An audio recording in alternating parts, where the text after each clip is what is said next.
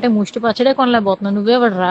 Gold ఏం కొనిస్తావురా దానికి? అలేఖ్య చిట్టి పికిల్స్ రేట్లు కొంచెం ఎక్స్పెన్సివ్ గా ఉన్నాయి అని అడిగిన కస్టమర్కు ఎలాంటి సమాధానం ఇచ్చారంటే ఆ ఆడియో విన్న ప్రతి ఒక్కరికి కూడా దిమ్మదిరిగి కళ్ళు బయర్లు కమ్మేస్తాయి. సోషల్ మీడియాలో అలేఖ్య చిట్టి పికిల్స్ గురించి ప్రత్యేకంగా చెప్పవలసిన అవసరం లేదు. ఇది రీసెంట్ గా ట్రెండ్ అవుతున్న టాపిక్. వీళ్ళు అమ్మే పికిల్స్ కి ఒక కస్టమర్ వాట్సాప్ లో కాంటాక్ట్ అయితే వీళ్ళు ఆ పచ్చళ్లకు సంబంధించిన రేట్స్ పెట్టారు. రేట్స్ కొంచెం ఎక్స్పెన్సివ్ గా ఉన్నాయి అని ఆ కస్టమర్ అడిగితే వీళ్ళిచ్చే సమాధానం చూస్తే ఒక్కొక్కరికి కళ్ళు బయర్లు కమ్మేస్తాయి. ప్రజలు ఎంత అమాయకులంటే ఎవరో ఒకరు సోషల్ మీడియాలో కొంచెం ఫేమస్ అయితే చాలు వాళ్ళు పచ్చళ్ళమ్మినా బట్టలమ్మినా వాళ్ళు ఎలాంటి పనికి మాలిన యాప్స్ ప్రమోట్ చేసినా వాళ్ళని గుడ్డిగా ఫాలో అయిపోతూ తేకొనేస్తూ ఉంటారు. అసలు ఊర్లో ఎక్కడా షాపులు లేనట్టు వీళ్ళు ప్రమోట్ చేసే ఫేస్ వాష్లు, వీళ్ళు ప్రమోట్ చేసే పచ్చళ్ళు, వీళ్ళు అమ్మే బట్టలు, ఆఖరికి పనికి మాలిన బెట్టింగ్ యాప్స్ ని కూడా తెగ ఫాలో అయిపోతూ ఉంటారు. అసలు ఆ కస్టమర్ ఏం తప్పు మాట్లాడారు? రేట్లు కొంచెం ఎక్స్పెన్సివ్ గా ఉన్నాయి అనే మాటకి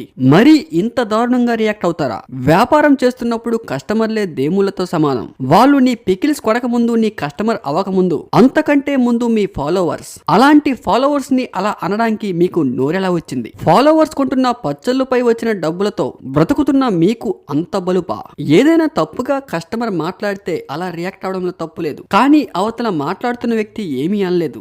జస్ట్ రేట్లు కొంచెం ఎక్స్పెన్సివ్ గా ఉన్నాయి అనే మాటకి మరీ ఇంత దారుణంగా సమాధానం చెప్తారా? పాపం ఆ కస్టమర్ ఎవరో కానీ జీవితంలో ఎప్పుడు కూడా ఆన్లైన్ లో ఏ వస్తువు కూడా పర్చేస్ చేయరు. బయట ఎక్కడైనా కూరగాయలు కొనాలన్నా కూడా బేరం ఆడకుండా కొనుక్కొని వెళ్ళిపోయేలా చేశారు. వీళ్ళు మాట్లాడిన మాటలపై మీ అభిప్రాయాన్ని కామెంట్ రూపంలో తెలపండి. Thank you for watching.